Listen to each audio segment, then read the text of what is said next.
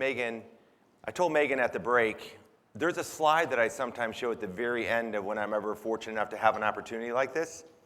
And it is literally the starfish on the beach. And I think if there's anything that I can leave you with as we get started, because you have to, unfortunately for you, hear me twice. So, settle in. But the starfish story is one that I always show that because with compassion, Dr. Erickson has a capability. And I just want to say this because that was amazing. And we can change the world. And my real question is, seriously, do you believe that? Yeah. Well, at least the first two tables up front do. I don't know what you're doing in the back. I'll go all the way to the back row because I can see you. So no sleeping, but we can change the world. So thank you for that and your work, and congratulations on your achievement award. That is really, really hard to do. So thank you for that.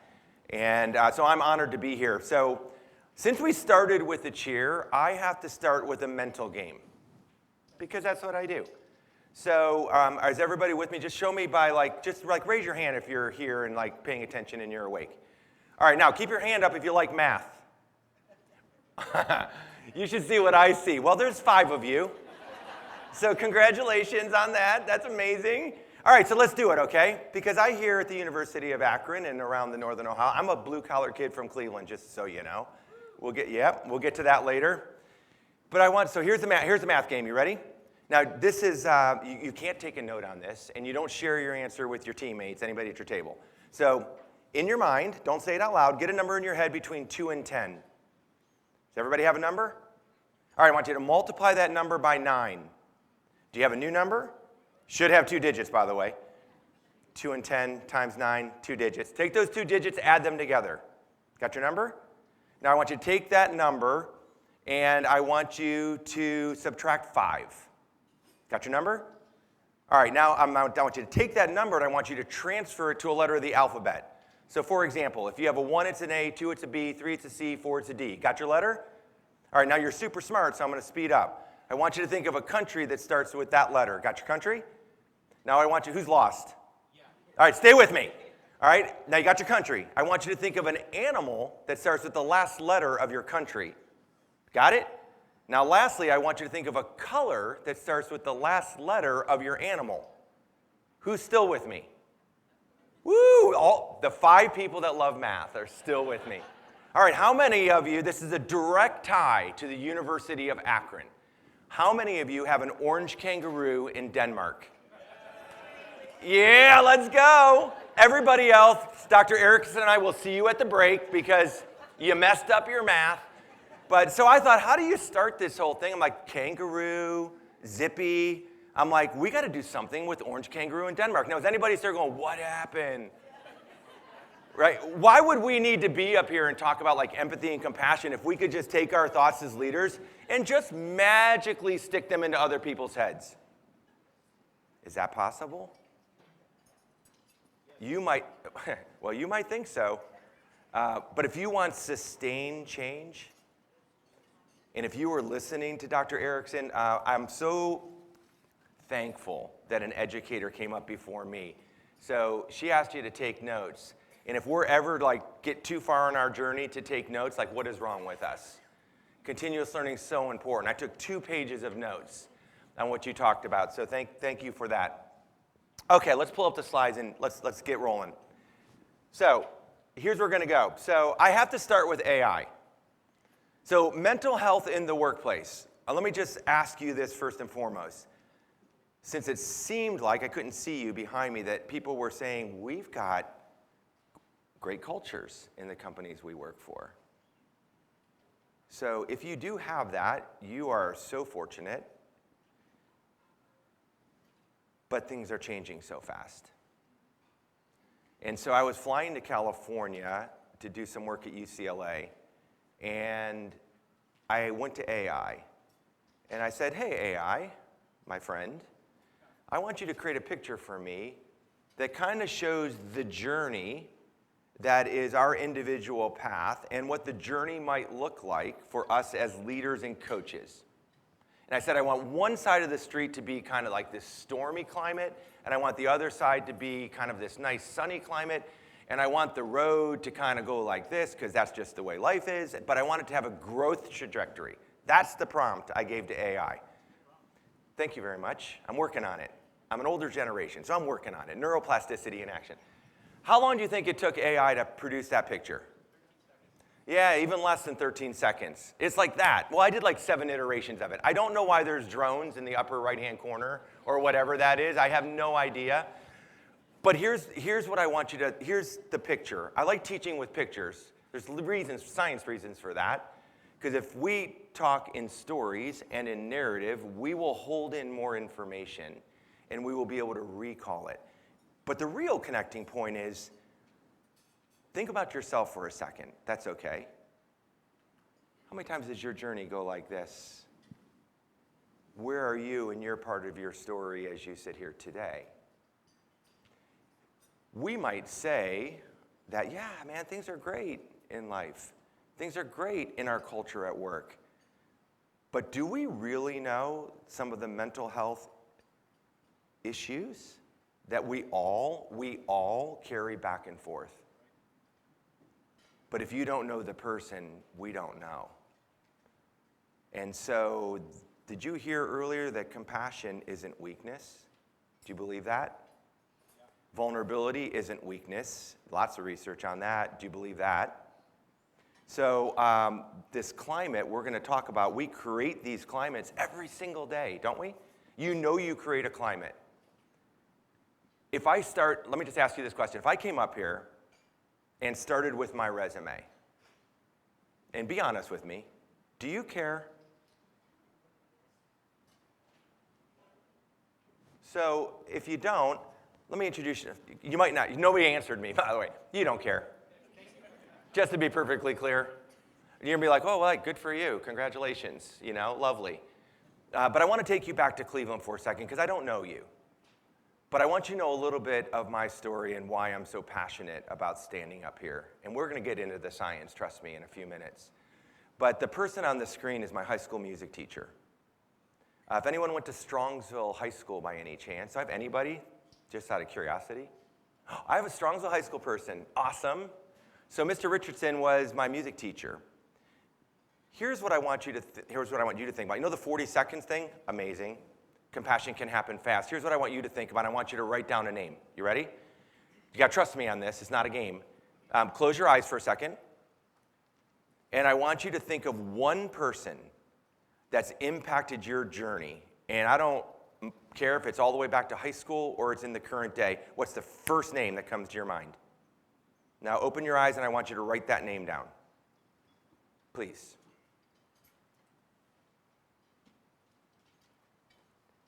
And here's what I want you to do with that name. If that person is still alive, don't text them. I want you to call them. The action of compassion, I want you to literally do something with. I want you to call them and say, you know, of all the people, when I closed my eyes at this event over a cup of coffee, I thought of you. That's my guy. Changed my life. Part of my backstory is I'm terrible at sports.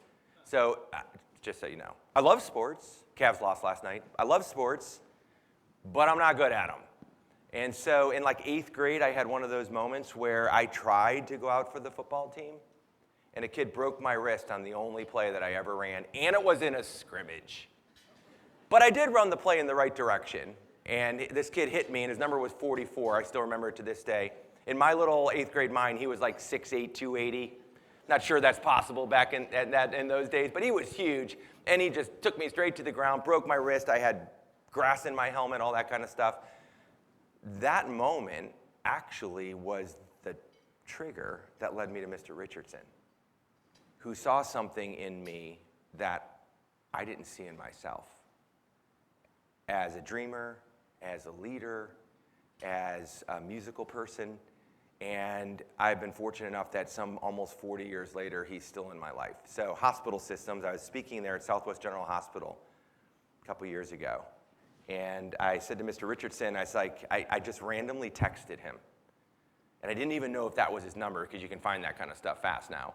So I texted him, and I hadn't talked to him in probably 20 years. The only teacher I'd ever written a letter to. At one point, I was a worship leader in our church for like 20 years. So I wrote him a letter, and at the time sent him a CD. Didn't have the digital thing at the time. Sent him a CD and said, I just want you to know the impact that you made on my journey. So all the teachers that are here with us, educators, you make a difference. Yeah, and my wife's at home. She's a third grade teacher. She has conferences tonight. God bless her. So I sent this CD. I'll make this fast. So I want to get rolling here. But I sent this CD to Mr. Richardson and a number of years ago. And so fast forward to Southwest General Hospital, and I have like 70 or 80 of their leaders in the room. And just an amazing experience to be with them for a year. And we were, and so I texted him. I said, hey, I'm speaking at this hospital system, ironically where my daughter was born. And I said, I don't even know if this is the right number, but I just want you to know that when I have the chance to speak, I talk about you a lot because of the impact you made on my life. And how long do you think it took him to text me back? Okay, this is like we're supposed to play together. Yeah, not quite there, not as fast as AI. But he texted me right back. He's like, yeah, I kind of follow you, and I'm so proud of what you're doing. He said, but I just had colon surgery, so I'm in a lot of pain, physical pain. He's like, so I can't make it. But he's like, but no, I'm thinking of you. So now imagine this. I'm standing up there. I get about 7-8 minutes in like this, or however long I'm into this. And imagine a room like this, not as big, and that door right over there. I'm about 7 minutes in, and guess who walks in the door? That guy. Do you ever have one of those moments when you're communicating with others? I'm like, if I swallow, I'm going to cry. And I didn't know what to do. He's not here today, by the way. But I was like, I didn't know what to do. And what I realized in that moment when we talk about compassion in the workplace and the science that actually supports that relative to the link to mental health, we never get there on our long, winding journey on our own. So, but that journey led me to Case Western. So I'm going to tell you one last piece of the story just to hopefully give you one last piece of the picture here, why I care about this so much. So I don't know if this has ever been you, but fast forward in my career, 25 years in the pharmaceutical industry, mostly in neuroscience, epilepsy, depression, ADHD, Alzheimer's disease. Fortunate enough to build a medical team in that space and absolutely loved it. I'm not a bench neuroscientist, but I love applied neuroscience. How do you apply this stuff into what we do every day? That matters, so thank you to the bench neuroscientist. There's a big difference. And so, but I was really fortunate. Many of you might know Dr. Boyatzis in the room. So I'll just kind of say thank you to him one time. Because here's what happened. I was in the C-suite, and I was under a lot of stress. And all of a sudden, I found myself not wanting to get out of bed. And I found myself when I got to my office, and I had an office actually at that point, where my door was like 80% closed. And I wasn't walking the floor anymore. And my one-on-one meetings, I wasn't finding the 40 seconds. I really didn't want to find any time for that. And my empathy and compassion, remember the difference between that, feelings and actions? You should write that down. That's like brilliant. It's a big difference. We confuse those oftentimes. But I didn't want to do either. I didn't feel what they felt. I wasn't seeing things from their perspective. I wasn't really that compassionate relative to the pressure we were under. And so we had just finished administering the World Trade Center's Zadroga Fund, which was for all the first responders, a $500 million settlement fund.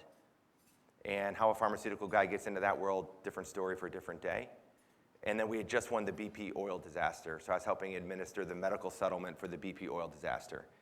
And we were under so much pressure. What do you think was happening to my health? Destroying.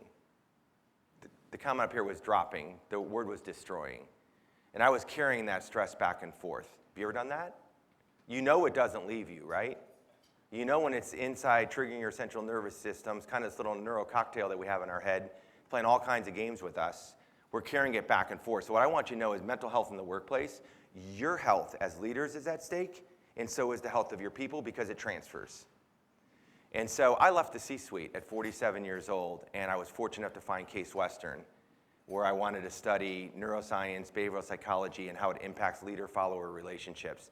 And so I get all the way to the end of my dissertation, and here's my not-so-brilliant self said to my committee. I said, well, a lot of this is common sense. And Dr. Boyatzis said to me, he's like, well, why are you here? I was like, well, that's not very emotionally intelligent. But it was a good question. And then he said, here's what I want you to know, and here's what maybe this is a note you want to take. And I think Dr. Erickson would agree with me. This statement came out of his mouth to me. What's common sense isn't always common practice. Compassion makes common sense, but can you activate it into your everyday routine? That's what I heard, that becomes a multiplying force relative to the energy that you bring in and out of the workplace, but you better do it authentically, because that matters. So that's a little bit of my story there, and here was the note I wrote to myself. You ever done this? Since we're here taking notes, my brother calls me on the way to Case Western on my first residency, and he's like, what are you doing? And he's an executive at John Deere at the time. I'm like, I don't know. I said, but I kind of want to study leadership and coaching. And so in my hotel room at the Courtyard, up here in Cleveland, on August 25th, 2015, all I did was write down the word transformation. And so to think that I'm now 10 years later standing in front of you, it is humbling to me. And I want you to know that, because your story matters. And if you leave with only one thing before I get into the nerdy stuff, is that your story matters. And don't judge someone by one chapter of a very long book. Amen. Is everybody still with me? All right. So, somebody answer this for me. What do you believe could be, arguably, some data on this too, a top challenge that's preventing leadership success? It's not compassion, but it actually starts with the same letter. And it's not orange kangaroo in Denmark either. There it is. Where'd that come from? Raise your hand. Thank you. Because as teachers, we'll stand up here all day. We're like, we just love awkward silence. There it is. So here's where I want to start the journey with this. Your communication skills matter. The great Warren Buffett, if you believe he's great, he's pretty amazing of what he's built. But it's not what he built, it's who he is. And he said, if you invest in communication skills, you increase your personal value by 50%. I have no idea where he got that from. If he has data to support it or not, and I love data, but I find it interesting. So I want you to think about this now. Before we link this to mental health, I want you to think about this from a communication standpoint. Can you take world-class communication back into your workplace by some information that's a combination of what Dr. Erickson and I are kind of co-presenting here today? Because this really matters. But what we have to set up is, do we even have a problem? Can you read that back there?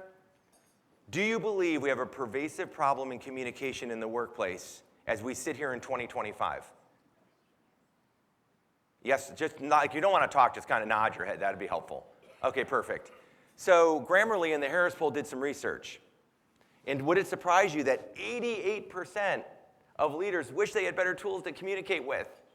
88%. And then they went on, and 70% say that business leaders struggle with communication. Does that surprise anyone? So then they went on to dollarize it. So I believe we have such a huge problem, and the connection to emotions is, watch carefully, how do emotions impact the way you communicate in the workplace relative to the trigger, relative to emotional responses, relative to mental health? Because you're feeding some of this in there. So they dollarized this, that we had a $1.2 trillion issue on annual loss among U.S. businesses due to poor communication. Problem. So let's go deeper. Let's just build this out. State of the global workforce says, if you can't read this, 70% of our workforce is not engaged. Do you believe that? If it's higher, here's what I want you to think about. So Gallup reports this every year. Every year, thousands of companies. I don't know whether they're right, but I want you to think about it because it's interesting. What does engagement actually mean? So here's 3 words that I want you to write down, if you don't mind. Vigor, dedication, absorption.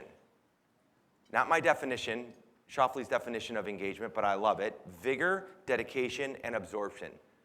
How much energy, vigor, are you bringing into your workplace? How dedicated are you to what you do? And how absorbed are you in what you do?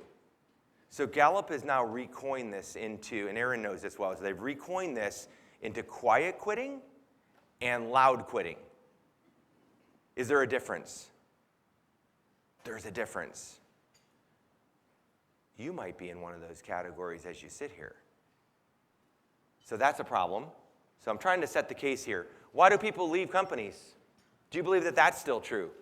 50% of the time they're leaving because of whom? Yeah, their managers. Crazy, right?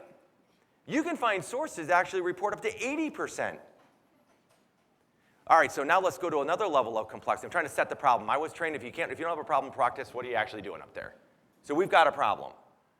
And it's causing mental health issues. We're not going to talk about mental health relative if somebody is clinically diagnosed with depression and they go to a provider and they get an SSRI relative to the treatment, or if you have a benefits program, which does matter to people, relative to mental health, especially the younger generations. Not that piece of the puzzle. It's what are we doing as communicators that are impacting mental health in the workplace. So let's add a couple more pieces to the puzzle. Millennials. All right, raise your hand, basically 28 to 44-ish. It's the only way I can really kind of find out your age. How many millennials do we have in the room? Okay, a lot. That's poor Gen Xers and boomers, I know. Gen Xers, we're like the smallest generation. They called us the slacker generation at one point. Not fair. Stereotypes. Gen Zs. Any Gen Zs in here? Young? Okay, Gen Alphas, they're not there yet. They're going to be coming eventually. Gen Zs are coming into the workforce. Would it surprise you when millennials turn over that it costs the U.S. economy $30.5 billion? So play a fun game for me. Bureau of Labor Statistics. How long is the median-ish is someone going to be staying with an organization as we sit here in 2025? How many years? 4 years. 2 years, 4 years, right around, you can fact check this, put it in ChatGPT later. Roughly 2.8 to 4.2 years. Not staying as long. And somebody recently said, I need to reprogram you on that. Because maybe for the younger generations, that's okay. But then as leaders, how do we look at that in the workplace when we're used to saying, well, I would never look at a resume for somebody that changed jobs twice. That's why I was trained. If they changed jobs twice in more than 5 years, we put that resume to the side. And now all of a sudden, it's changing fast. So here's what happens if we don't fix this stuff. They're going to leave you. And it is really costly. Time, money, resources, etc. Okay, so if I set up that there's a problem, do you want more? Oh, thank you, I guess you do. Okay, so 2015 mental health in the workplace. Just made this slide yesterday, because I just saw this article by Monster. But it's interesting, 1,100 US workers, and 80% of the workers feel that their workplace is toxic. That's actually not how you answered earlier. So somebody's right. So what do you think the top causes of poor mental health are? Let's build these. Culture, heard that earlier. A bad manager, there it is again. Lack of growth opportunities. Here's what we found in our research. If you don't align into somebody's shared vision, truly their shared vision from a values, beliefs perspective all the way through, and don't build that level of trust and help them envision where they're going, you don't create a strong enough foundation relative to that relationship to help guide them to where they want to go. So what they're saying here is if you know my journey, growth is going to look different for all of us. Growth doesn't always mean promotion, does it? And we're all HR people. It doesn't always mean promotion, but it's part of their story. And then how about this one? Increased workload, does that happen to anyone? Just curious. And how about this? You trying to do more with less? Okay, so if people aren't engaged, they're leaving managers, they think they have a toxic work culture, mental health becomes an issue according to 1,100 people. Right or wrong? Don't know. Interesting. What should we do? So what's the foundation, do you believe, of effective communication? You have all the answers up here. You and I should just switch spots. Okay. Question for you. How long does it take to build trust with a friend, colleague, team member, board of directors? Long time? Does anybody think it can happen in 40 seconds? I don't know. Is it variable? Okay, if that's a hard question to ask, let me ask you the question in reverse. How long does it take to blow it? So if you think emotional intelligence and emotional competencies and these things are like, ooh, That's soft.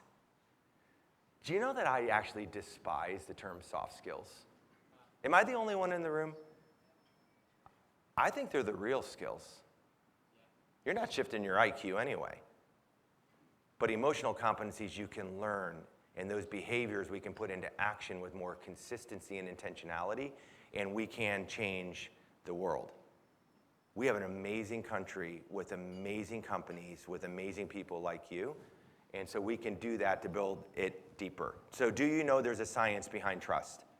So just say yes, because we'll move on. If you don't believe anything that Dr. Erickson and I say, there's a great supplement in Harvard Business Review called The Brain Science Behind Business, published in January 2019. It's an amazing supplement. I absolutely love it. So if you want more, like go grab this. Okay, so piece of paper, we're going to do a fun exercise. Now, do not email the sponsors or the board of directors and say, hey, you know that guy you brought in? That's not a real periodic table. It's for demonstration purposes. But here's what I want you to do. On your notes, I want you to take like 2 minutes, and I want you to take those 8 elements, and I want you, and I should add compassion on there now, Dr. Erickson. I want you to rank them in order of importance for you. There is no right or wrong answer. I just want you to rank them, and I'm only going to give you like 1 minute to do it because I don't want you to overthink it. And I know there's more choices than this, but I'm just going to give you 8. So I just want you to take those and rank those in order of importance for you. Don't worry about it, whether it's personal or professional. Don't necessarily worry about the situation. Generally, when you show up, rank them 1 to 8, and I'll give you 1 minute.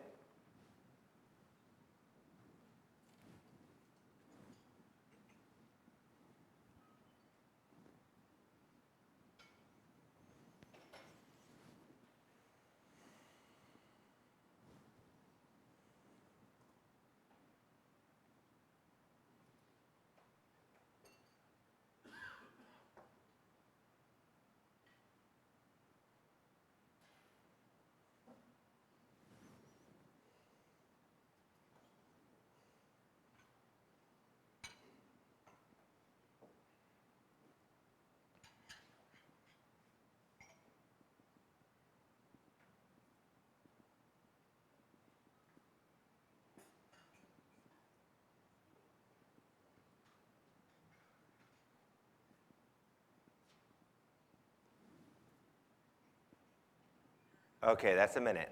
Now here's what I want you to do. Around your table, I want you to take 2 minutes. Maybe I'll give you 3. And I want 1 or 2 people to share this. And watch, you'll learn something about someone like quick. Just have them walk through. Here's what I ranked 1, and go down their list 1 to 8. And then I want you to share that person that shares, so be a little vulnerable. It's okay, there's no right or wrong answers. We're not in school. Why did you rank them in that order? And I want a couple people to share, and then for everyone that's not sharing, I want you to see, because statistically it could happen, but it doesn't usually happen. If someone at your table has them ranked in the exact same order. Is everybody with me? All right, so you're going to have to be bold and share with your table, pretend you like each other. Okay? And 1 or 2 people share, and then let's do that, and I'll bring you back in like 3 minutes.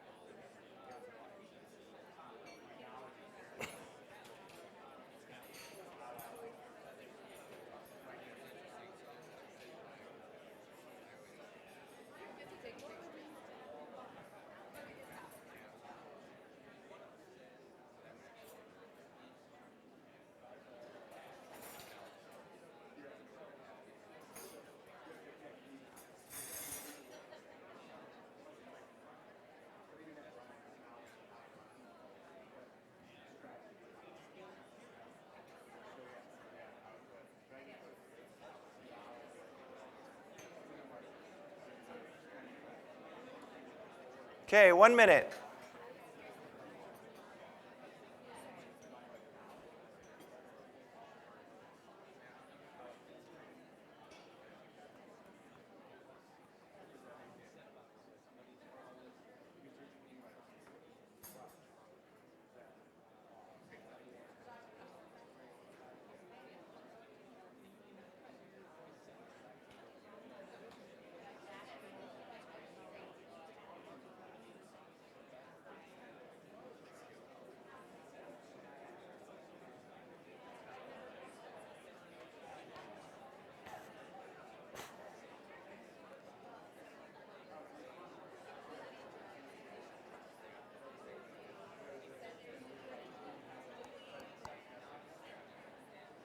Okay, let's bring it back in.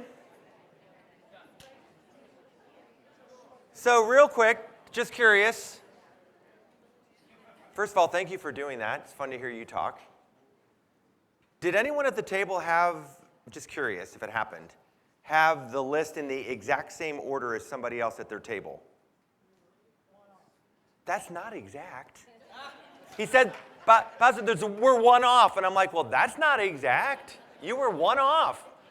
But it's close. All right, so nobody raised their hand. So when I was asked to do this, I'm like, I want a couple things that you could take back, just to have an interesting conversation. They're not all the elements in the world. There are only 8 of them. But here's what I know.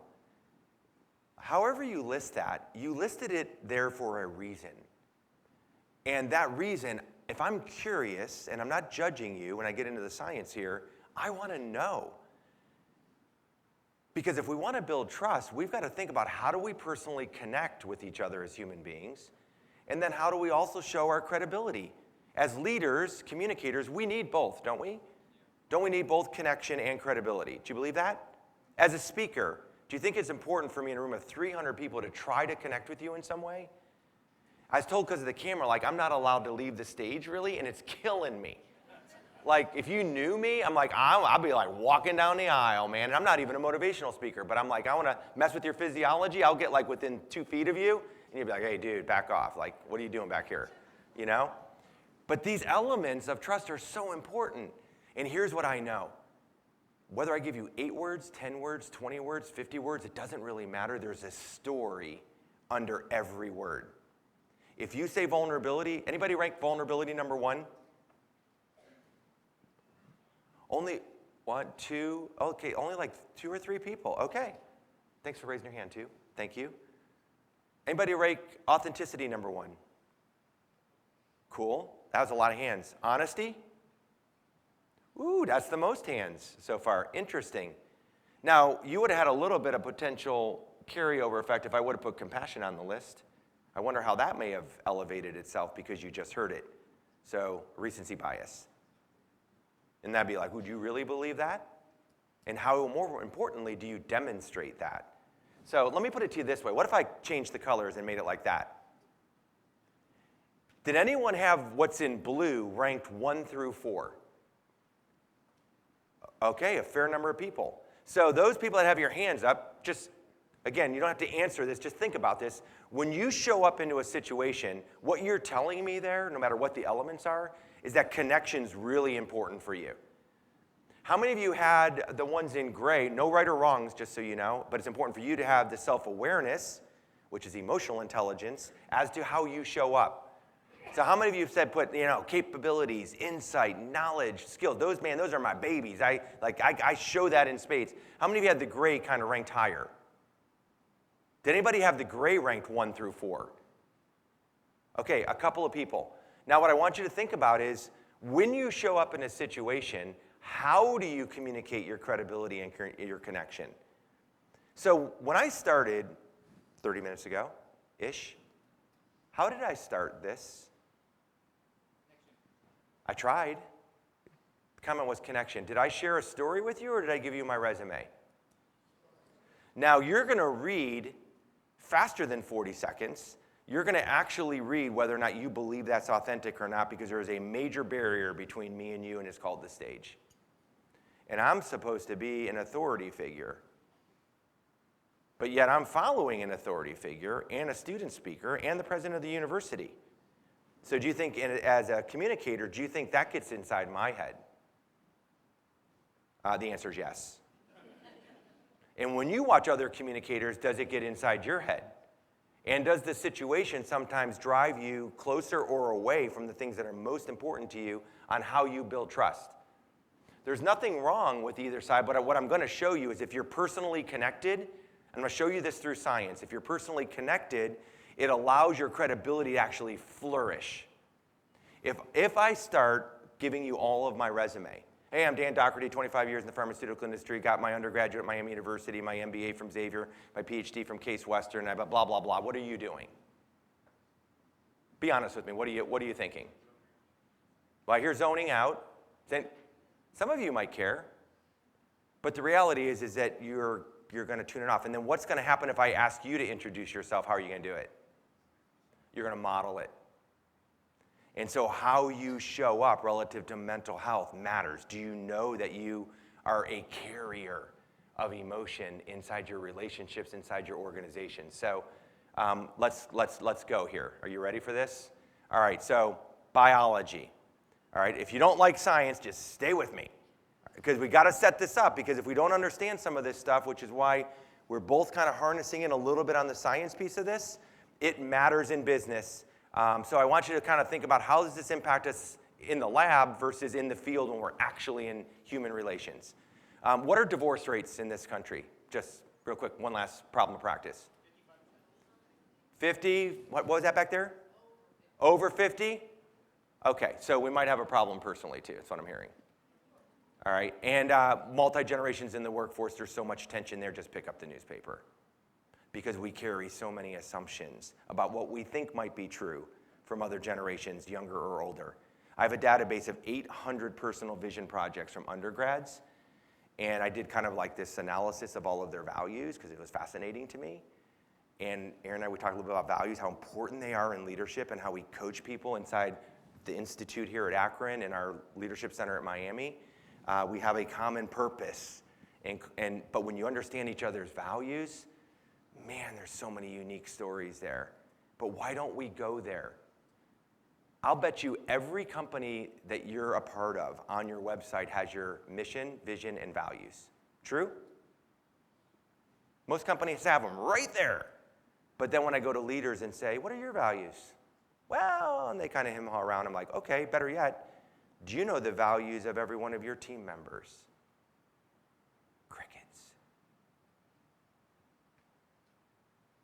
Our relationships aren't deep enough. So I'll have you do that in a little bit, just for fun, to show you how you can remodel that. Understand how people show up relative to connection and credibility and how you lean into that situationally. Biology tells us this. So I'm going to show you this. Now, this is from a paper written in 2018 right here in Northern Ohio called The Neuroscience of Coaching. And here's what you're going to look at that and be like, well, what do I do with that? All right, don't worry about where the lines are drawing. That doesn't really matter. But if you go all the way back to the 1970s, Dr. Paul MacLean had a theory. And the theory was called the triune brain theory. And everybody criticized him for it because, this is too simple.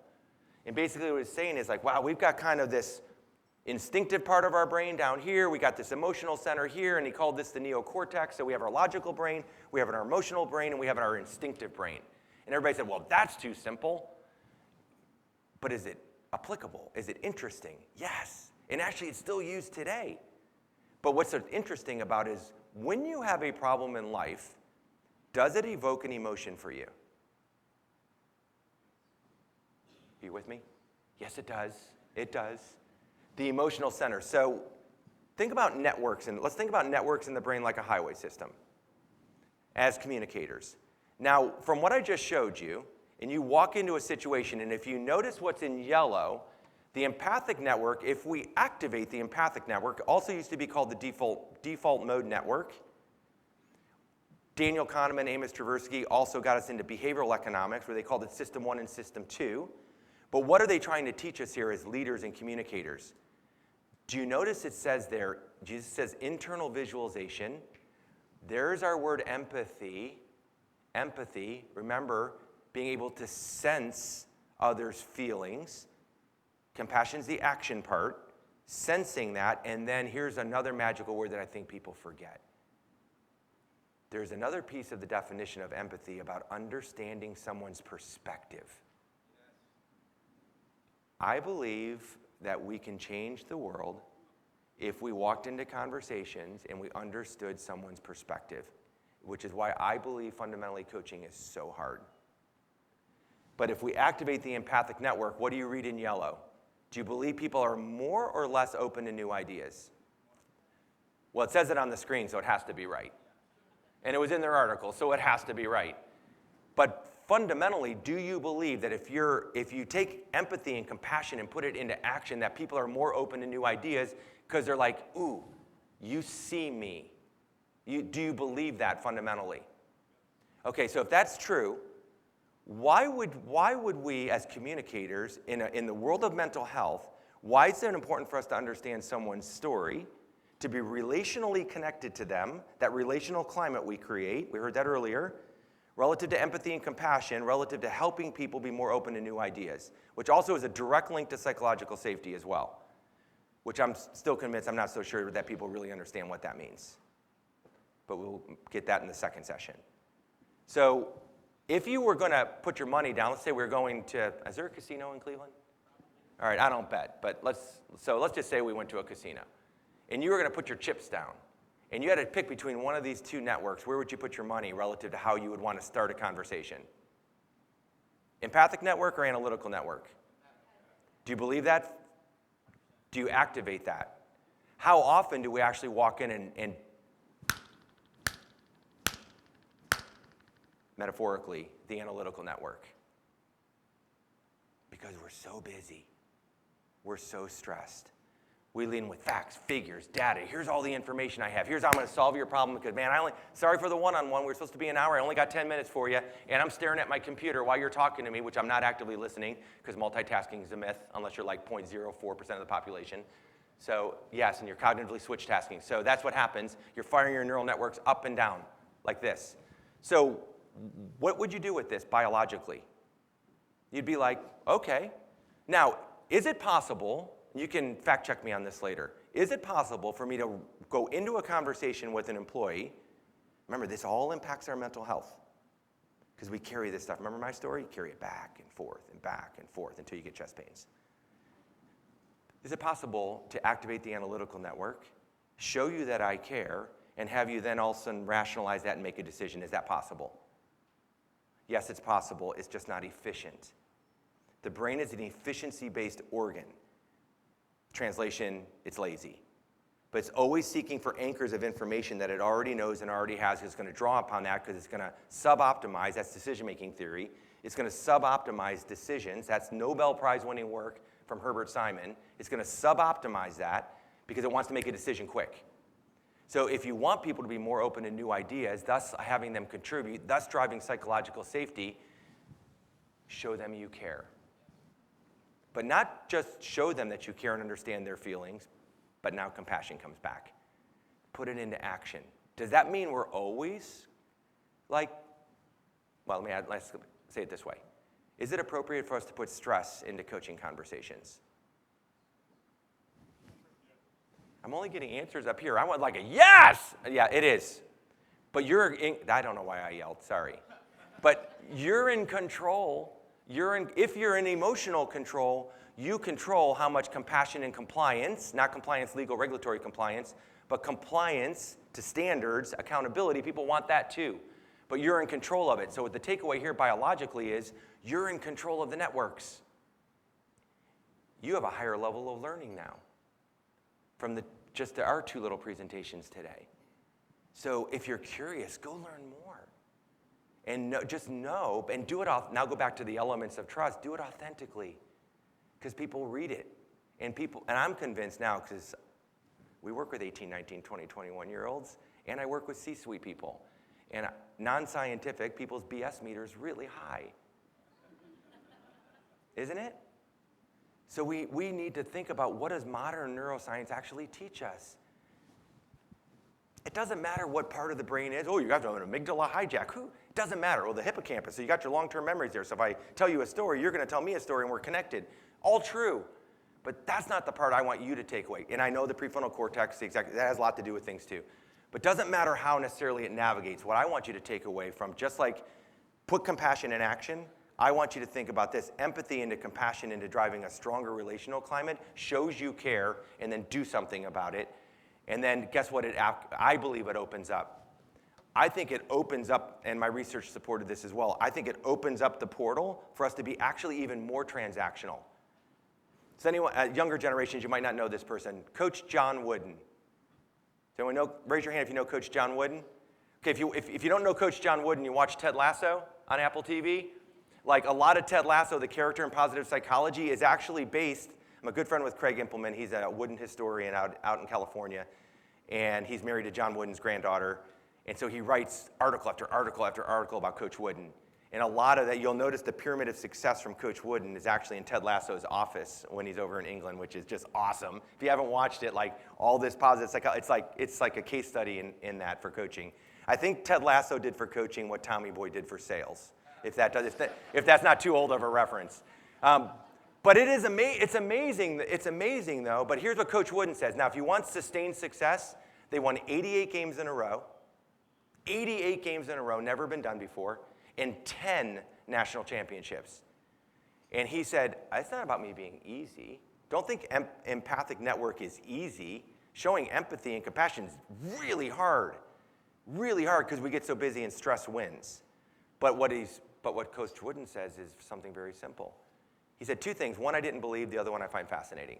The one I didn't believe is that his son in his book, Wooden on Leadership, which I think is still one of the best leadership books written, he said, I didn't really care about winning. I'm like, yeah, because you won all the time. So, but if you know him, and I'm fortunate enough to talk to some of his former players, it was true. He said, it wasn't about winning. It was in the end. That was the goal.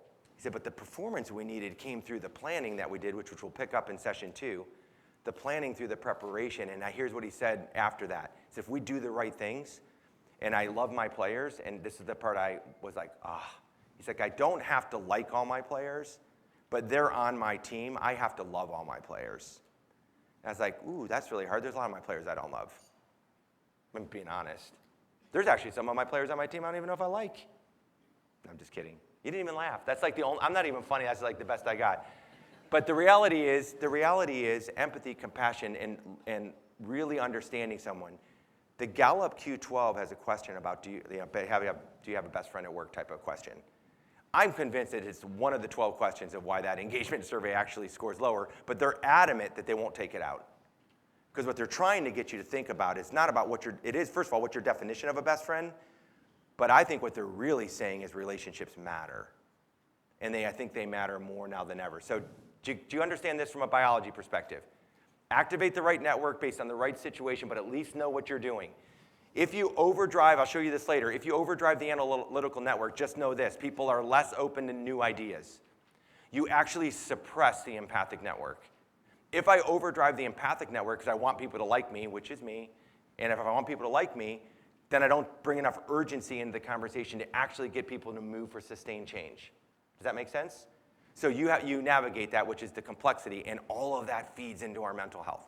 All right, so that's biology. I'm only allowed like one brain slide per section. All right, so activating, translating, validating. Now let's move to a little physiology. So thank you, Dr. Erickson, for the setup. But did all of you remember these? You mentioned them up here. All right, so let's talk about oxytocin for a second. Does anyone know? Just yell it out if you know it. Where was one of the first places that the elevation of oxytocin levels was shown and demonstrated? Between whom? Mother and baby, absolutely, love it. All right, so part of my story, I haven't adopted, my youngest daughter is adopted from China. And I just want to illustrate this to show you how powerful this is. How am I doing on time? Okay? 20 minutes? 15? 10? Perfect. Okay. I get to come back later, so we'll mop up whatever I don't get to in the first one. We'll shove it into the second one. I'll adjust at the break. Kind of known for that. So, really quick story. When my wife felt the call, this is compassion, by the way. I can feel for the plight of orphans around the world, but my wife felt the call to do something about it. And one conversation we had about adopting was, she's like, I've never felt more called to do what I'm about to tell you. And as a husband, I was like, oh man, she's leaving me. And we were on the couch, and she's like, I think we should adopt. And I'm like, and we had, not to get too personal here, but we had 2 biological children, and then I was like officially done from the kid business, if you know what I'm saying, scientifically. And so I was like, well, that wasn't in the plan. So I had a cortisol spike, adrenaline spike, while she's feeling all this compassion, and we should go do this. And I'm like, don't judge me. I'm like, I don't know that I'm feeling what you feel. And she started to cry. And I said, you really feel that called to that? And she's like, yeah. And I was like, okay, let's do it. Only conversation we ever had.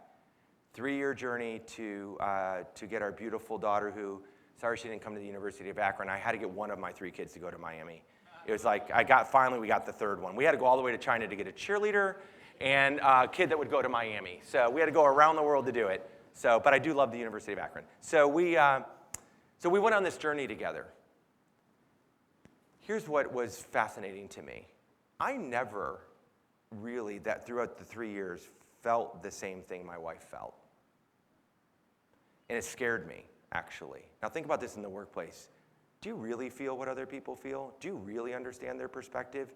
Do you really know that PTO means something to them? Do you really know that they need time to go get their kids when they're in school so they can go do that act? Do you really have compassion for that? Do you show that? Do you demonstrate that? Do you know in the workplace, mental health workplace article, those simple things, you in the HR world know it, those simple things matter to people.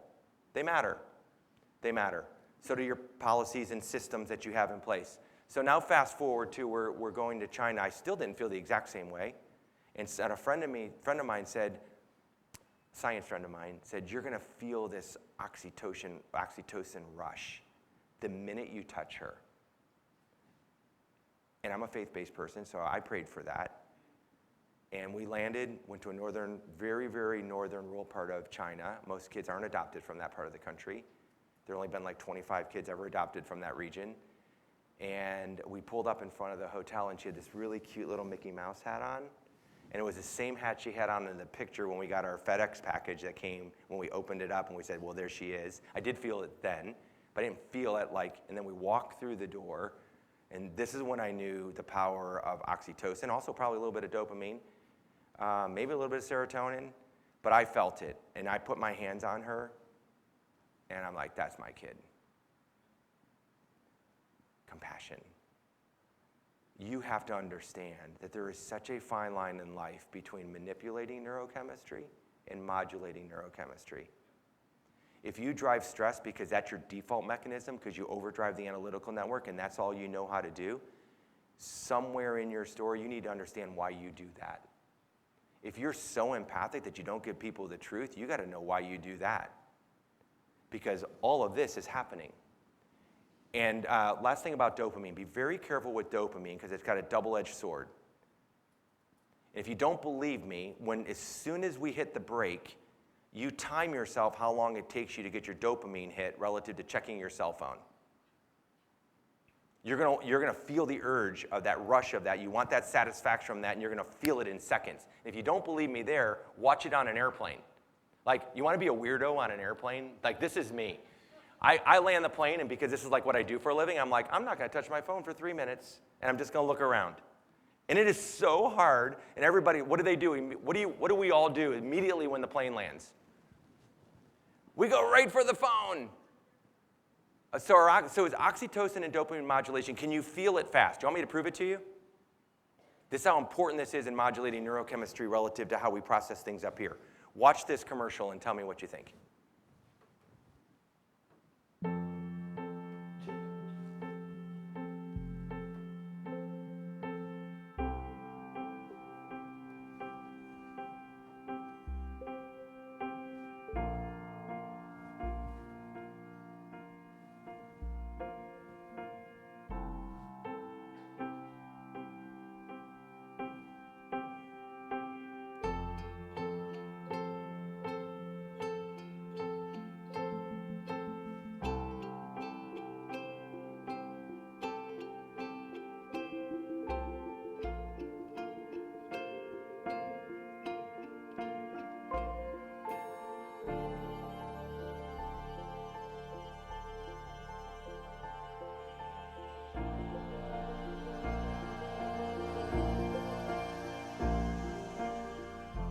Sometimes the little things last the longest.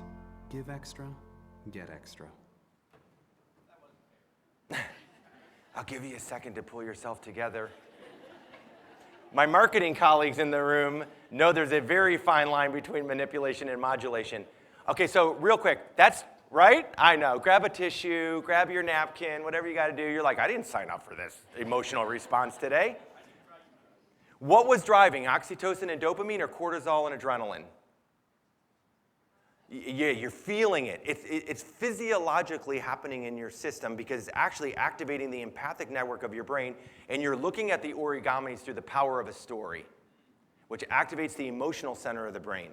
So all of that biology and physiology is all magically happen, and you're sitting there watching a 30-second, 40-second commercial. If you don't believe that's true, how many of you have watched HGTV, and you're like, you don't care about that remodel? But you watch the people, they go into the house, and you're like, I got to see what the house looks like, right? And you find yourself there like an hour later. Bob Ross had it right originally. You know when you're watching him paint the mountains on a Saturday morning, and you sit there for like 2 hours?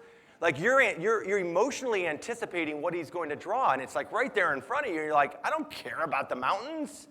Like, why am I watching this guy paint? He's talking really soft, and all that. The Voice. Anybody watch The Voice? You can admit it. What do they do first? They tell you their story before they show you they can sing. Why do you, now this is going to really borderline on manipulation, but why do they do that? Because you don't care until you feel a piece of their story, and then you're going to evaluate how they sing. Empathic network up to the analytical network for you to make a decision, am I going to watch this show or not watch this show? The order matters. Do you get that? Personal connection, professional credibility to build trust. The order absolutely matters biologically, physiologically, and for today's session, we don't have a lot of time to go into psychology, but we carry so many cognitive biases that we throw up barriers that sometimes we're not even aware of it. And so let me just say this without offending anyone. To create a psychologically safe climate, inclusion matters. Inclusion matters.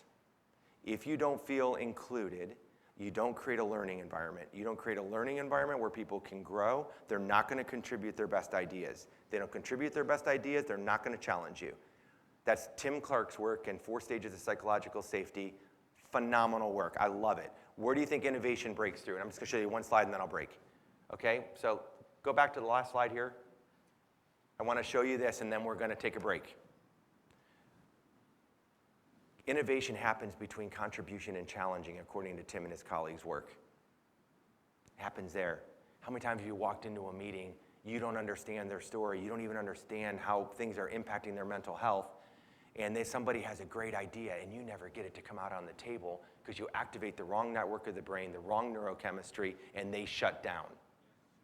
So here's your takeaway. You ready for this slide? You walk into a situation. I'll show you the other one right after the break. You walk into a situation and it triggers stress. That ever happen to anybody? Okay, science quiz. Activate your sympathetic nervous system or your parasympathetic nervous system? Well, good try. It activates your sympathetic nervous system. Okay, now what happens? You ready for this? This is now all the way back to the tide of the story that in mental health, science matters relative to communication, relative to empathy, compassion, how we build trust. Here's what happens up top. Check this out. You activate epinephrine, norepinephrine, corticosteroids. What do you think happens to your heart rate? Up or down? Blood pressure, up or down? Respiratory system, in control, out of control? Okay, you got it. We nailed all those. Your perception of threat based on cortisol spike, because cortisol is powerful to focus. You overdrive it, you put people into distress, they shut down. You can't run the machine at 100 miles an hour all the time. You know that, right? Get off the treadmill. You have to get off the treadmill. It's good for your mental health. So, because their perception of threat goes up, cortisol spikes. Ever taken a test, and all of a sudden you take the test, you look at page 3, and you're like, I studied, but I don't recognize anything. And then all of a sudden, what happens to your thinking capabilities? Can you process? When we give an example, all of a sudden, they start to panic. Cortisol, adrenaline take over. We lose our focus. We can't think as clearly. And here's the punchline. When you go on vacation, after a long year, holidays are coming up. Has anybody ever gotten sick? When you slow down, your body's like, whoa, what are you doing? Why are we slowing down? Because your immune system's compromised. When you have anxiety, guess what? You don't think clearly. You're not as flexible.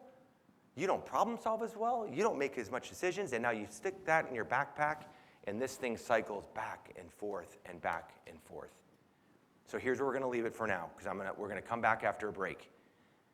I'll show you the other side of this cycle when I come back, and then I want to move you into how situationally, through the power of purpose and perspective, we can situationally handle that and how we have conversations so we understand and see each other more. Fair enough? All right, don't go anywhere, by the way. Are you coming back? Because you just judged whether you like me or not. So if the room's half full after